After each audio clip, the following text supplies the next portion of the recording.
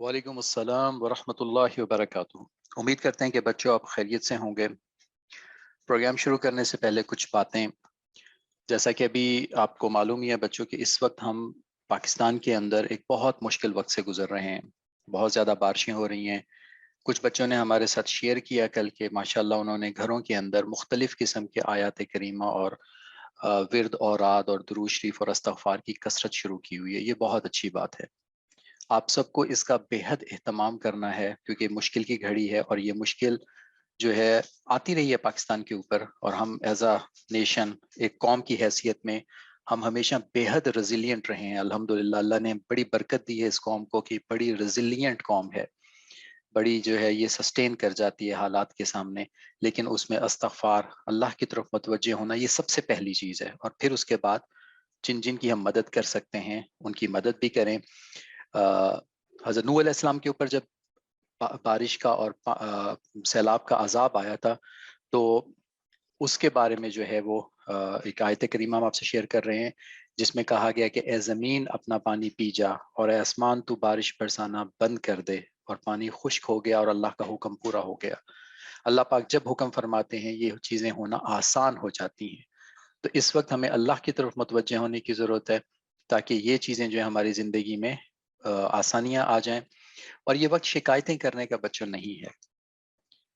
ترکی کی ایک مسجد کے اندر، کویت کی ایک مسجد کے اندر ایک مرتبہ درس قرآن ہو رہا تھا، وہ میں نے اس کو دیکھا بعد میں، تو وہاں پہ زلزلہ آ گیا، اور جو وہ شیخ درس قرآن دے رہے تھے انہوں نے استغفار کرنا شروع کر دیا اور متواتر کرتے چلے گئے، اور پھر انہوں نے فرمایا کہ دنیا جو ہے جیولوجیکل اسباب سے ان چیزوں کو کنٹرول کرنا سیکھتی ہے یا جانتی ہے، اور ہم ان مصائب کو، ان مصیبتوں کو اللہ کی طرف متوجہ ہو کے ان سے کنٹرول کرنے کا پہلے کام کریں گے۔ اور ساتھ میں انہوں نے اپنی دعاؤں میں یہ بھی فرمایا کہ اے اللہ، ہم میں سے جو بے وقوف لوگ ہیں، جو نادان لوگ ہیں، جن کی وجہ سے یہ عذاب آ رہا ہے، ہم سے وہ دور فرما دے، اور ہمارے گناہوں کی وجہ سے اگر یہ عذاب آ رہا ہے تو ہمارے گناہوں سے جو ہے وہ صرف نظر کیجئے اور یہ ہم سے عذاب ہٹا دیجئے۔ تو انشاءاللہ بچوں، نہ صرف یہ کہ ہم اللہ کی طرف متوجہ ہوں گے، بلکہ ہماری اپنی بساط کے اندر، ہماری اپنی جو ایک سکوپ ہے اس کے اندر جو کچھ ممکن ہے ہم اپنے ارد گرد کے لوگوں کے لیے کریں گے اور کرتے چلے جائیں گے، جب تک کہ ہم واپس نارمل حالات پہ آ نہیں جاتے۔ بہت اچھی باتیں ہوئی آج کہانی کے اندر۔ کیکڑے کی کہانی میں افو درگزر کے متعلق ہم نے سنا، اس پہ ہم مزید بات کریں گے بچوں۔ سفر کے جو باتیں ہوئی، روزے کے جو مسائل ہیں، اگر یہ ہمیں بچوں پتہ ہوں گے تو کسی وقت ہمیں سفر اگر کرنا پڑے تو یہ اس میں بے حد کام آئیں گی، اور خصوصی طور پہ اب سب بچے ایک نیت تو کر ہی لیں کہ انشاءاللہ اللہ تعالیٰ آپ کو عمرہ نصیب کرے، اور عمرہ بھی جو ہے وہ رمضان شریف میں نصیب کرے۔ تو جب آپ رمضان شریف میں عمرے کی نیت سے جائیں گے اور یہ مسائل آپ کو پتہ ہوں گے رمضان شریف کے اور روزے کے، تو آپ کو عمل کرنا آسان ہو جائے گا۔ اور جو معاشرت پہ بات ہوئی، ہم اپنے بچپن میں دیکھا کرتے تھے بڑے صحن ہوا کرتے تھے، اور لوگ جو ہے مل جل کے رہتے تھے، بہت ساری فیملیز ہوتی تھی، تو بڑے بوڑھوں سے یہ باتیں سننے کو مل جاتی تھی، کانوں میں پڑ جاتی تھی۔ تو جو جو ہم بڑے ہوتے چلے گئے ان باتوں پہ عمل کرنا بے حد آسان ہو گیا۔ اب چونکہ جوائنٹ فیملی سسٹم نہیں رہ گئے، اور عموماً لوگ جو ہیں وہ فیملیز کے ساتھ نہیں رہ رہے ہوتے، بلکہ صرف اپنے ہی والدین کے ساتھ بچے رہ رہے ہوتے ہیں، تو عموماً ان باتوں کا ذہن میں نہیں آتا۔ تو یہ باتیں اس عمر میں سیکھ لینا یا ان کا ذہن میں پڑ جانا، یہ ہمارے لیے بہت زیادہ آسانیاں لے کے آئے گا، اور اللہ تعالیٰ برکت دے کہ یہ باتیں کی جا رہی ہیں، اور ان باتوں کے کرنے سے انشاءاللہ العزیز زندگیوں میں بے حد نکھار آئے گا۔ تو کوشش کریں بچوں ان کو سنا کیجئے، ڈسکس کیا کیجئے والدین کے ساتھ، اور ان پہ عمل کرنے کی صورت پیدا کریں تاکہ آپ ان پہ عمل کر سکیں۔ ہمیشہ کی طرح 24 گھنٹے کی زندگی جو ہے یہ ہمارے دین پہ آ جائے، اس سے نہ صرف زندگی خوبصورت ہوگی بلکہ ہماری آخرت بھی کامیاب ہوگی۔ تو بچوں اس کا اہتمام کیجئے، جو کچھ بتاتے رہتے ہیں کوشش کیا کیجئے اس کو گھروں کے اندر تذکرہ کیا کیجئے، بات کیا کیجئے، ڈسکس کیا کیجئے۔ کچھ بچوں نے ہم سے شیئر کیا کہ اپنے دوستوں سے بھی جو ہے وہ بات کرتے ہیں کلاس روم کے اندر، اور پھر ان کے دوستوں نے سوال کیے تو ان بچوں نے ہمیں ان سوالوں کے متعلق بتایا، تو ہم نے ان کو 1 to 1 جو ہے اس کا جواب بھی دیا۔ تو جب آپ دوسروں سے ڈسکس کریں گے، ہو سکتا ہے کوئی سوال اٹھیں، آپ ڈسکس کریں والدین کے ساتھ یا ہمارے ساتھ، چونکہ ہم آپ کے ٹیچر بھی ہیں تو ہم آپ کو اگر جانتے ہوں گے تو اس کا جواب دیں گے، نہیں جانتے ہوں گے تو پوچھ کے بتائیں گے۔ اور اب تک جو ذکر و تسبیحات آپ کو بتائے جا رہے ہیں بچوں، اس پہ خصوصی توجہ دیتے رہیں۔ درود شریف اور استغفار تو بہت اہم ہے، یہ تو ہمیشہ ہم بتاتے رہتے ہیں، اور ان حالات میں جب پاکستان کے اندر اتنی پریشانی آئی ہوئی ہے تو درود شریف اور استغفار کی کثرت بہت زیادہ کیجیے.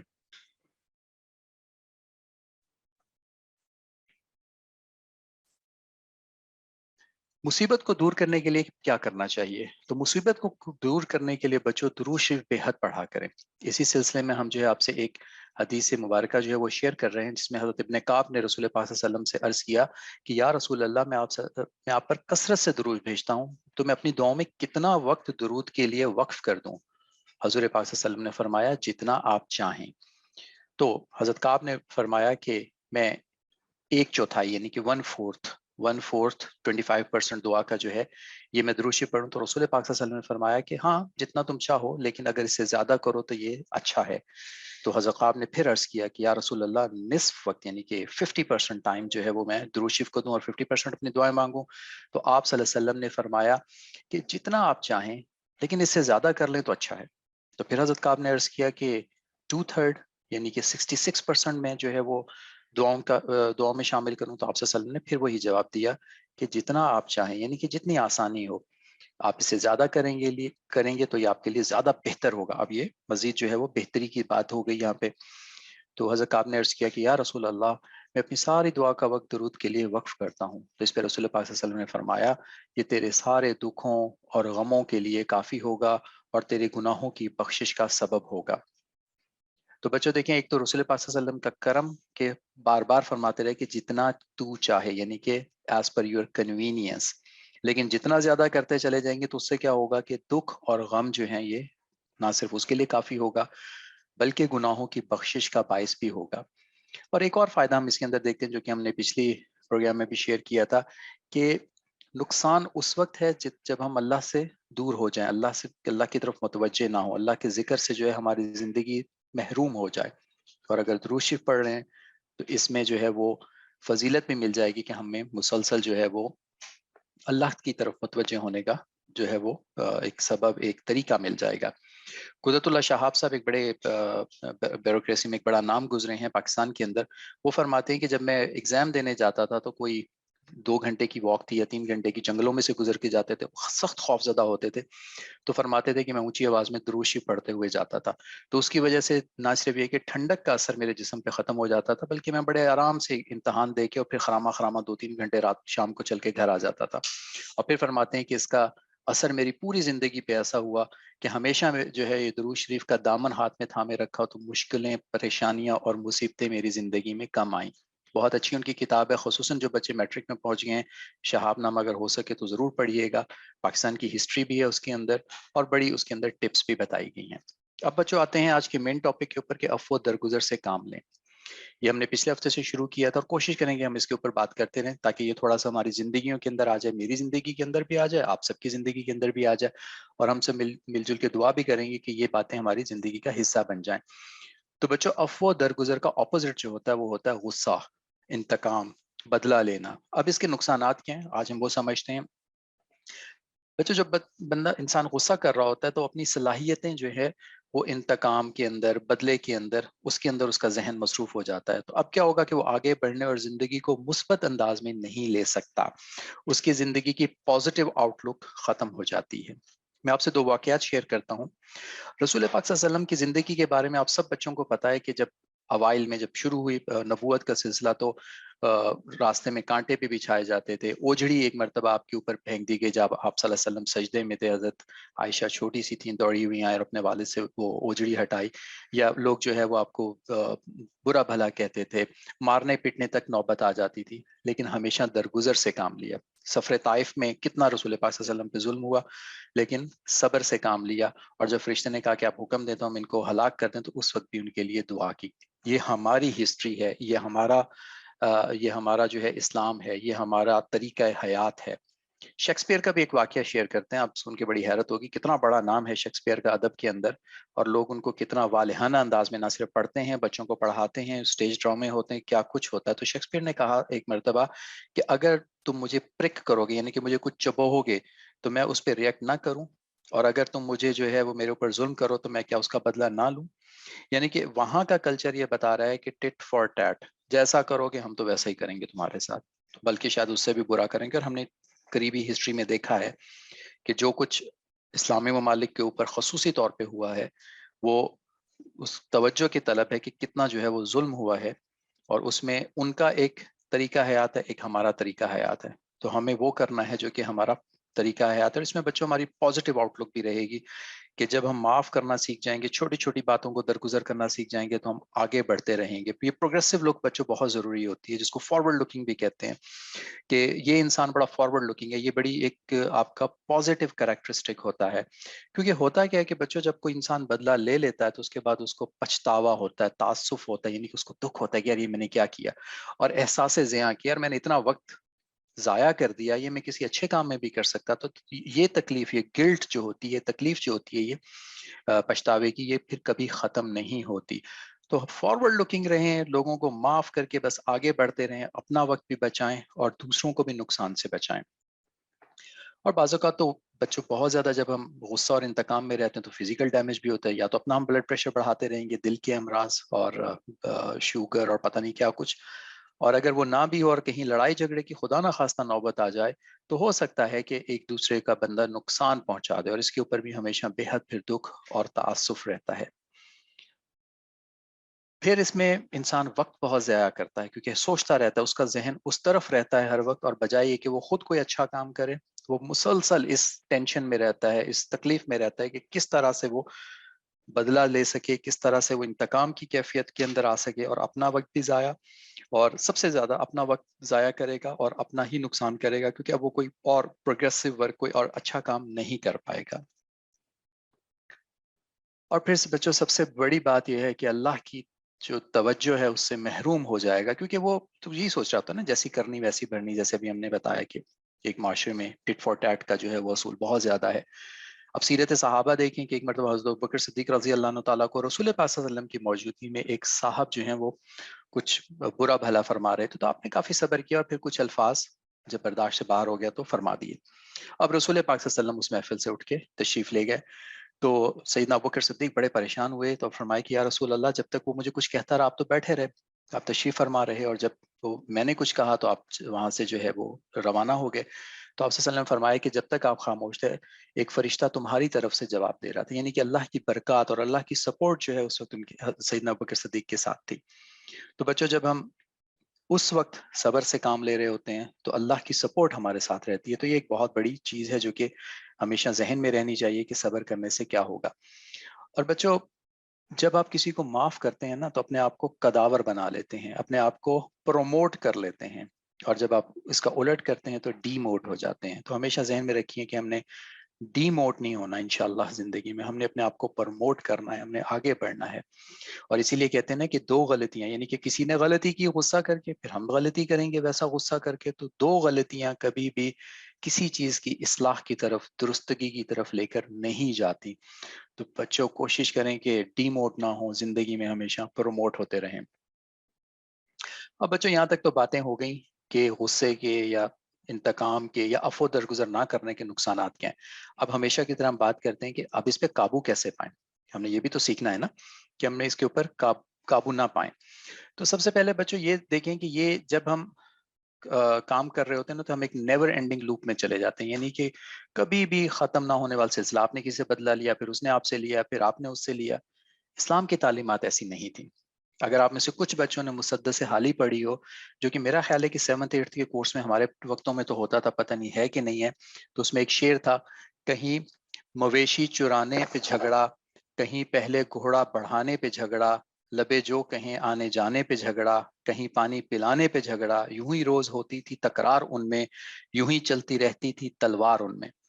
تو یہ اسلام سے پہلے کی جو حالت ہے وہ حالی مولانا حالی جو ہیں وہ بتا رہے ہیں کہ چھوٹی چھوٹی بات پہ ان پہ جھگڑا ہو جاتا تھا، اور اس جھگڑے کا سلسلہ پھر چلتا تھا تو کئی کئی سال تک لڑائیاں چلتی تھی. تو یہ زمانہ جاہلیت میں ہوتا تھا. اسلام نے آ کے اس کو ختم کیا، اور یہی اسلام کی تعلیمات ہیں کہ ٹٹ فار ٹیٹ پہ نہ جائیں، اپنی زندگی کو آگے بڑھائیں، اس چیز کو نظر انداز کریں اور آگے بڑھتے رہیں. اور یہ ساری چیزیں بچوں جو ہم آپ سے ڈسکس کر رہے ہیں یہ انفرادی لیول پہ، اجتماعی لیول پہ پھر وہ کچھ اور چیزیں ہوتی ہیں.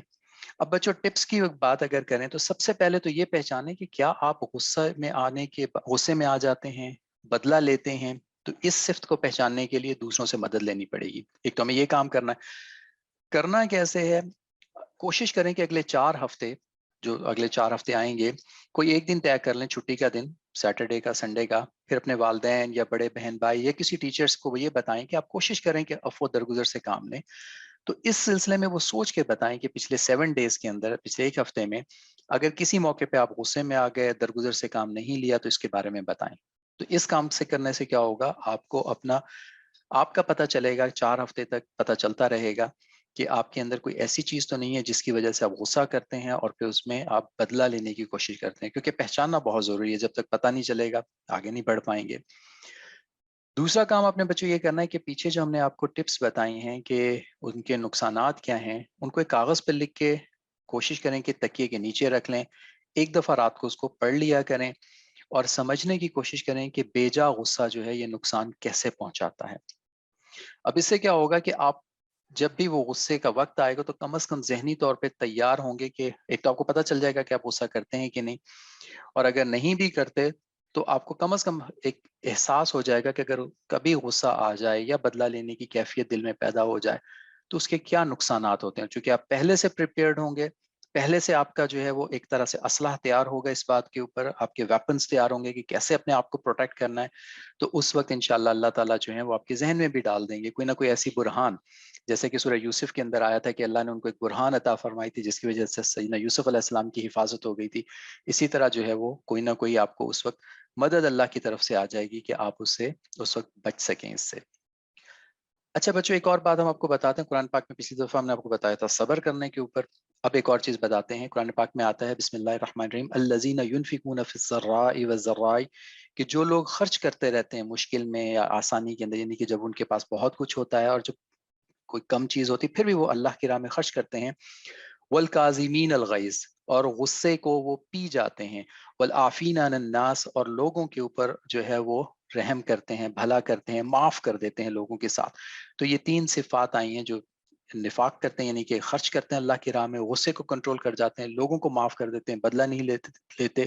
اس پہ جو ہے وہ آیت کریمہ آگے بتا رہی ہے ان کے ساتھ کیا ہوگا. واللہ یحب المحسنین، کہ اللہ تعالیٰ ایسے احسان کرنے والوں کو پسند فرماتے ہیں. اب اس بات کی حلاوت، اس بات کی ٹھنڈک، اس بات کا سکون محسوس کریں کہ غصہ کنٹرول کرنے سے آپ اللہ کی محبت کے سائے میں آ جائیں گے. تو یہ کتنی بڑی بات ہے. تو اگر اس کا آپ کو استحضار بھی رہے گا تو انشاءاللہ غصہ کرنے میں آپ کو، غصے کو کنٹرول کرنے میں آپ کو آسانی آئے گی. یہاں تک تو بچوں ہم نے 3 ٹپس آپ کو بتا دی کہ کام کیسے کرنا ہے. اب ہم آپ کا انتظار کریں گے ہیلپ اس، یہ ہمارا ایک ٹاپک ہے آج کا. اپنے والدین سے پوچھیں کہ عفو درگزر کرنے کے لیے کیسے کوشش کریں، وہ کون سے پریکٹیکل سٹیپس ہیں، وہ کون سی ٹپس ہیں جو ہمیں مدد دیں گی کہ ہم اس چیز سے محفوظ رہ سکیں. آپ کی وہ جب ٹپس آئیں گی تو آپ دیکھ رہے ہیں کہ لیفٹ سائڈ پہ وال خالی ہے، دیوار خالی ہے، ابھی اس کے اندر کرنے والے کام میں مزید ایڈ کرنا ہے ہمیں. تو ہم یہاں پہ 4 5 6 چیزیں اور ایڈ کریں گے اور یہ کرتے چلے جائیں گے تاکہ ہمیں پتہ چلے کہ ہم عفو درگزر سے کام کیسے لیں گے. تو پلیز ہماری مدد کیجئے، والدین سے پوچھئے، لکھ کے بھیجیے ہمیں، اور انشاءاللہ اگلے ہفتے جو ہے ہم آپ سے شیئر کریں گے. وقت ہوتا ہے قصص الانبیاء کا. سنتے ہیں آج گوہر بھائی کن نبی کی، کن پیغمبر کی کہانی ہمارے لے کے آئیں، اور پھر ہم کوشش کرتے ہیں سمجھنے کی کہ اس کے اندر ہمارے لیے کیا اسباق ہیں. السلام علیکم ورحمۃ اللہ وبرکاتہ. ایک بار پھر السلام علیکم ورحمۃ اللہ وبرکاتہ. پیارے بچوں، آج ہم آپ کو سنائیں گے حضرت شمویل علیہ السلام کا قصہ. حضرت شمویل علیہ السلام بھی بنی اسرائیل کے انبیاء میں سے تھے. شمویل عبرانی زبان کا لفظ ہے جس کو عربی میں اگر ٹرانسلیٹ کیا جائے تو اس کا مطلب اسماعیل بنتا ہے. حضرت شمویل علیہ السلام کے زمانے میں بنی اسرائیل بہت برے حالات میں تھے.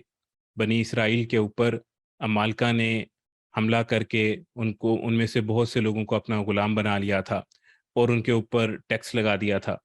اور عمالقہ کے اندر ایک بہت طاقتور بادشاہ تھا جس کا نام جالوت تھا. یہ سب ان سے بہت ڈرتے تھے. جالوت اور عمالقہ یہ بحرہ روم میں رہا کرتے تھے. بحرہ روم یہ فلسطین اور ایجپٹ کے درمیان جو ڈیڈ سی ہے وہ بحرہ روم کہلاتا ہے. اس کے گرد عمالقہ ایک قوم تھی جو کہ بہت طاقتور قوم تھی. بنی اسرائیل کی نافرمانیوں کی وجہ سے اللہ تعالیٰ نے اس قوم کو بنی اسرائیل کے اوپر مسلط کر دیا. تو بنی اسرائیل کے اندر بہت خون خرابہ کیا اور بنی اسرائیل کو اپنا غلام بنایا اور بہت سی چیزیں ان کی لے کے چلے گئے، جس میں سے تورات کے نسخے بھی لے کے چلے گئے۔ تو بنی اسرائیل بہت پریشان تھے۔ حضرت یوسف علیہ السلام کا بھی انتقال ہو چکا تھا، اور اس وقت کوئی اور نبی بنی اسرائیل کے اندر موجود نہیں تھا۔ بنی اسرائیل کے اندر ایک مشہور قاضی تھے جن کا نام حضرت شمویل تھا۔ اللہ تعالیٰ نے ان کو نبوت عطا فرمائی۔ یہ سب لوگ حضرت شمویل علیہ السلام کے پاس گئے۔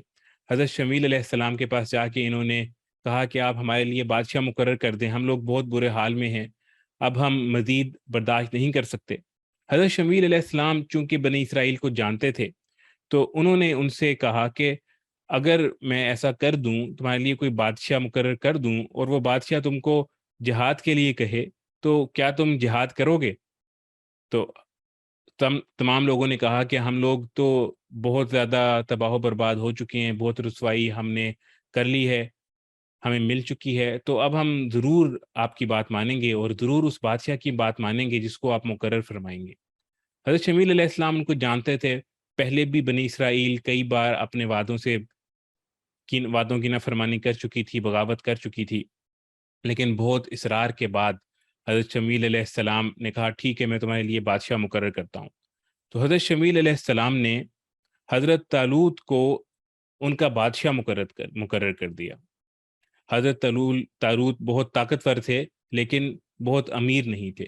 جیسے ہی حضرت طالوت کو بادشاہ مقرر کیا گیا تو بنی اسرائیل والے سب پیچھے ہٹ گئے۔ انہوں نے کہا آپ نے یہ کس کو بادشاہ مقرر کر دیا؟ آپ نے ہم میں سے کسی امیر کو بادشاہ کیوں نہیں مقرر کیا؟ تو حضرت شمویل علیہ السلام نے ان کو بتایا کہ میں تم کو پہلے ہی کہتا تھا کہ تم نہیں مانو گے اس بادشاہ کی بات، تو اللہ تعالیٰ نے یہ چاہا کہ اس کو بادشاہ مقرر کیا جائے، یہ عقل مند بھی ہے، جسمانی لحاظ سے بھی اور دینی لحاظ سے بھی طاقتور ہے، تو یہی تمہارا بادشاہ ہوگا۔ بنی اسرائیل نے کہا کہ ہمیں کوئی نشانی دکھائی جائے۔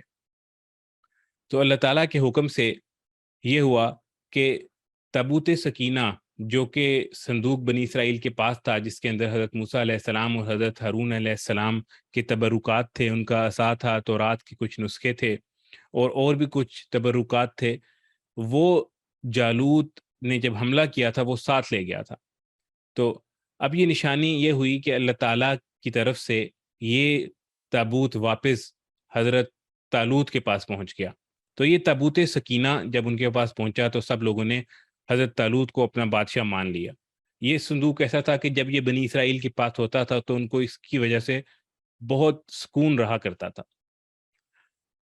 حضرت طالوت چونکہ بنی اسرائیل کو جانتے تھے تو انہوں نے چاہا کہ ان کا پہلے امتحان ہو جائے۔ انہوں نے ان کو جالوت سے مقابلے کے لیے، جالوت کے ساتھ جہاد کرنے کے لیے آمادہ کیا۔ سب لوگ جالوت کے ساتھ جہاد کے لیے تیار ہو گئے۔ گرمی کا موسم تھا، وہ لوگ جہاد کے لیے نکلے تو رستے میں ایک نہر آئی۔ جب نہر آئی تو وہاں پر حضرت طالوت نے ان کو بتایا کہ اس سے پانی نہیں پینا، یعنی جو بھی ہمارا ساتھی ہے وہ اس میں سے پانی نہیں پیے گا، ہاں صرف ایک چلو بھر پانی پینے کی اجازت ہے، اس کے علاوہ پانی پینے کی اجازت نہیں ہے۔ گرمی کا دن تھا، سب لوگوں کو پیاس لگی تھی، بہت کم لوگ ایسے تھے کہ جنہوں نے اس سے پانی نہیں پیا، ورنہ تمام لوگ منہ لگا کر بہت زیادہ پانی پینے لگ گئے۔ اب جب بہت سے لوگوں نے اتنا زیادہ پانی پیا تو جن لوگوں نے پانی پیا ان کی پیاس نہ بجھی، اور جنہوں نے صرف ایک چلو بھر پانی پیا اللہ تعالیٰ نے ان کی پیاس بجھا دی۔ تو جنہوں نے زیادہ پانی پیا تھا وہ وہیں رہ گئے اور وہ جہاد کے اندر آگے نہ چل سکے۔ تو تقریباً 313 لوگ ایسے تھے کہ جنہوں نے صرف چلو بھر پانی پیا تھا یا پانی نہیں پیا تھا، تو وہ حضرت طالوت کے ساتھ جالوت سے جنگ کے لیے، یعنی عمالقہ سے جنگ کے لیے نکلے۔ جب وہ وہاں پہنچے تو بہت بڑا لشکر موجود تھا عمالقہ کا، اور اس کے اندر جالوت جو کہ بہت زیادہ طاقتور سمجھا جاتا تھا، اور وہ آیا اور اس نے زرہ پہنی ہوئی تھی اور اس کے پاس بڑی بڑی تلوار تھی اور اس کا قد بھی بہت بڑا تھا، اس کے سامنے باقی سب بہت چھوٹے لگا کرتے تھے۔ تو یہ جو لوگ تھے 313 اور آگے عمالقہ کا 1,00,000 کا تقریباً لشکر، یہ سب اس کو دیکھ کے بہت پریشان ہو گئے۔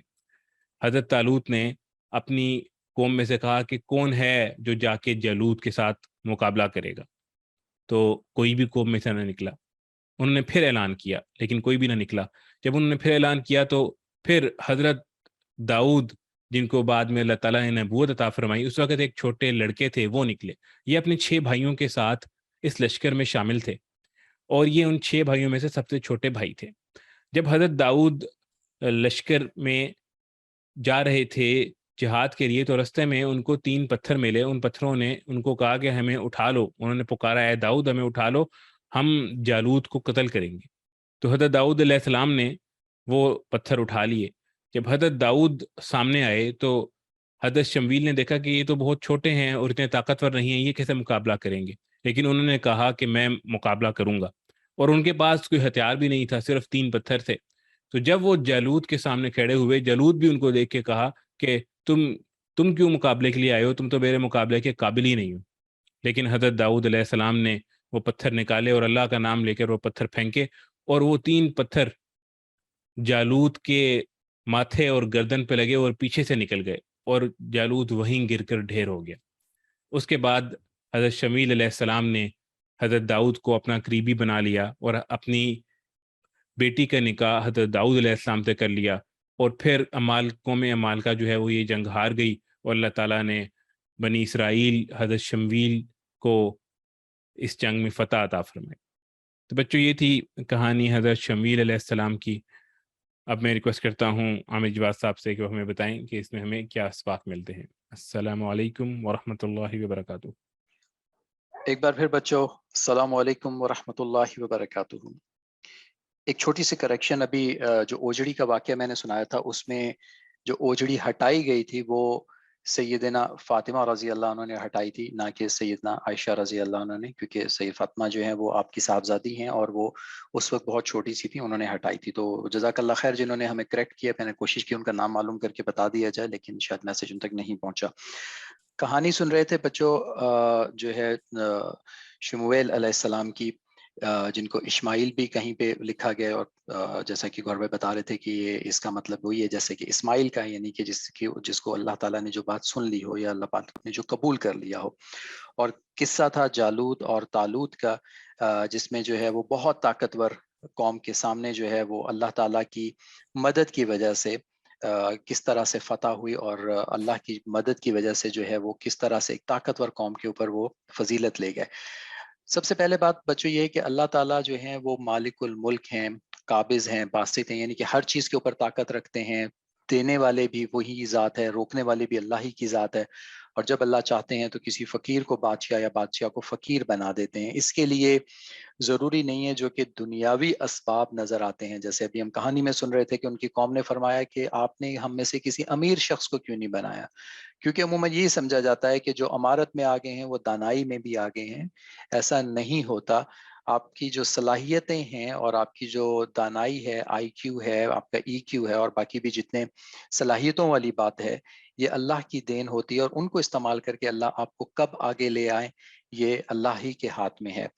کوشش آپ نے یہ کرنی ہے کہ آپ اپنی صلاحیتوں کی طرف دھیان دیں، ان کو اجاگر کرتے رہیں، اور ان کے ساتھ ساتھ جو ہے اللہ سے مدد مانگ کے آگے بڑھتے رہیں، کیونکہ اللہ ہی سب کچھ دینے کے اوپر قادر ہیں، جیسے کہ ابھی ہم نے کہانی میں سنا۔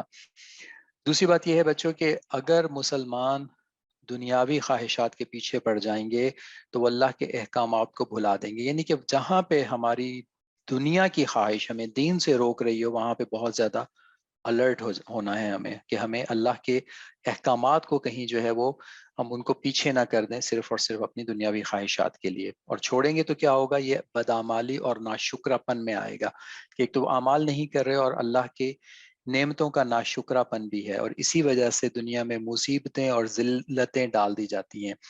وہ قرآن پاک میں ایک جگہ آتا ہے نا کہ جو حالات آتے ہیں خشکی اور تری کے اوپر یہ اعمال کی وجہ سے آتے ہیں، جیسے بنی اسرائیل پر پھر جالوت جیسے ظالم کو مسلط کر دیا گیا تھا، کیونکہ وہ ان کی بدعمالی تھی اور ناشکراپن تھا۔ اور یہی وہ ہیں جن کے متعلق ہم جو ہے وہ سورہ فاتحہ میں پڑھتے ہیں، غیر المغضوب علیہم، جن کے اوپر غضب نازل ہوا۔ تو اللہ تعالیٰ جو ہے ہمیں اس سے محفوظ رکھیں۔ اس کے بعد بچوں جو علم ہے اور جسمانی صحت ہے یہ اللہ کریم کی بڑی نعمت ہے، اس کا ایک تو شکر ادا کرنا چاہیے، اس کی قدر بھی کرنی چاہیے، اپنے علم کو بڑھاتے رہیں، اپنی جسمانی صحت کو بڑھاتے رہیں، اور اللہ تعالیٰ نے ان صفات کو جو ہے، ان صفات کی وجہ سے طالوت علیہ السلام کو جو ہے وہ بادشاہت کی وجہ بتایا، کہ ان کو جو ہے بادشاہت ملنے کی وجہ جو ہے وہ یہ خصوصیات تھی کہ ان کے اندر علم بھی تھا اور جسمانی صحت بھی تھی. یہ بہت بڑی نعمتیں ہیں. آپ نے سیدنا موسیٰ علیہ السلام کے واقعے میں بھی سنا تھا نا کہ ان کے متعلق بتایا گیا تھا کہ یہ طاقتور بھی ہیں اور یہ امانت دار بھی ہیں. تو یہ وہ صفات ہیں جو کہ انسان کو بہت آگے لے کے جاتی ہیں. تو اپنی صفات کے اوپر، اپنی سکلز کے اوپر کام کرتے رہیے، انہیں آگے لے کے جائیے، ان کے اندر کمی نہیں ہونی چاہیے، اور پھر اللہ کی طرف متوجہ رہیں. انشاءاللہ جو ہے وہ کامیابیاں آپ کے ہمراہ ہوں گی. ایک اور اہم بات ہمیں پتہ چلی اس سے کہ بعض اوقات کیا ہوتا ہے کہ اللہ تعالیٰ کسی ضرورت کو روک دیتے ہیں، یا کوئی سختی آ جاتی ہے، کوئی آزمائش نازل ہو جاتی ہے، جیسے کہ ابھی سیلاب کی آزمائش ہے، یا جو واقعہ ہم سن رہے تھے وہ ایک قابض فوج، ایک بہت طاقتور فوج کی جو ہے وہ سرکشی ان کے اوپر ہو رہی تھی. تو یہ وہ وقت ہے جب اللہ تعالیٰ استقامت چاہتے ہیں ہم سے، انسانوں سے، کہ ہم استقامت دکھائیں اور اللہ کو جو ہے وہ اپنا یقین جو ہے وہ دکھائیں اور اس میں کوشش کرتے رہیں. تو ہر حال میں ہمیں اللہ کے حکم پہ عمل کرنا ہے، چاہے اس میں نقصان ہی نظر کیوں نہ آ رہا ہو، لیکن امید یہ ہے کہ اس سے انشاءاللہ العزیز ہمارے حالات جو ہے وہ بہتر ہوتے چلے جائیں گے. ان اسباق کے ساتھ ساتھ بچوں نے ہمارے ساتھ کام شیئر کیا. بہت شکریہ جن بچوں نے شیئر کیا، ہمیں لکھ کے بتایا کہ افو درگزر کے فوائد کیا ہیں. قرآن پاک کے اندر، احادیث کے اندر جو ہے وہ اس کے اوپر بہت سارے احکامات آئے ہیں، اور حیات طیبہ میں بھی جو ہے وہ اس کے اندر بہت سارے احکامات ہیں. ہمیں معلوم ہے اس کے بارے میں کہ رسول پاک صلی اللہ علیہ وسلم کے اسوہ حسنہ میں صحابہ کرام کی زندگی کے اندر عفو درگزر کے متعلق بہت زیادہ جو ہے وہ تلقین آئی ہے، بار بار بتایا گیا ہے. اور اسی لیے ہم کوشش کر رہے ہیں کہ ہم اس خصوصیت کو اپنے اندر لے آئیں. ایک اور ہم سے کہانی شیئر کی گئی جس میں دو بچوں کا واقعہ بتایا گیا کہ ایک بچے نے جو ہے وہ دوسرے کے کام کاپیز وقت پہ نہ دینے پہ غصہ کر گئی، اور بعد میں جب ان پہ مصیبت پڑی تو جو پہلی بچی تھی نہ صرف وہ ان کو معاف کر چکی تھی بلکہ انہوں نے ان کی زیادہ ہیلپ بھی کی، اور بلکہ ان کی کاپی ڈیمیج بھی ہو گئی تو اس کی انہوں نے پرواہ نہیں کی. ہم کوشش کریں گے کہ یہ ٹیکسٹ آپ سے شیئر کر لیا جائے تاکہ آپ بھی اس خوبصورت کہانی سے لطف اندوز ہو سکیں. ہمیشہ کی طرح ہمارے سٹار بچوں میں حلیمہ صدیقی، محمد بن شہزاد، یاسر صدیقی، فاطمہ شہزاد، عائشہ شہزاد کا ہمیں کام موصول ہو رہا ہے. اور جیسے گوہر بھائی بتا رہے ہیں کہ جو بچے میں مستقل کام بھیج رہے ہیں انشاءاللہ ان کے لیے ہم اپریسیشن کے لیے کچھ نہ کچھ جو ہے وہ سوچ رہے ہیں. تو کوشش کریں بچوں کے جو کام ہمیں نہیں بھیجتے ہر ہفتے آپ کوشش کر کے ہمیں اپنا کام بھیجتے رہا کیجئے. اور انشاءاللہ یہ ہماری سٹارز جو ہے یہ گلیکسی بن جائے گی بڑی جلد، کیونکہ اس میں بہت سارے بچوں کے نام آنا شروع ہو جائیں گے. اور خوشی ہوگی کہ اگر ہم سب مل کے دین سیکھ سکیں، اپنی زندگیوں کو پازیٹیو کر سکیں اور آگے بڑھ سکیں. بہت شکریہ، ہمارے ساتھ رہیے گا. ابھی ہم جو ہے وہ عامر عثمان صاحب نہ صرف ریویژن کروا دیں گے بلکہ دعائیں بھی ہوں گی. اور چونکہ ہفتے بھر کی بہت سارے بچوں کی محنت ہوتی ہے تو دعائیں قبول بھی ہوں گی. خصوصی طور پہ سیلاب کے لیے بھی دعا کریں گے. ہمارے ساتھ رہیے گا. السلام علیکم ورحمۃ اللہ وبرکاتہ.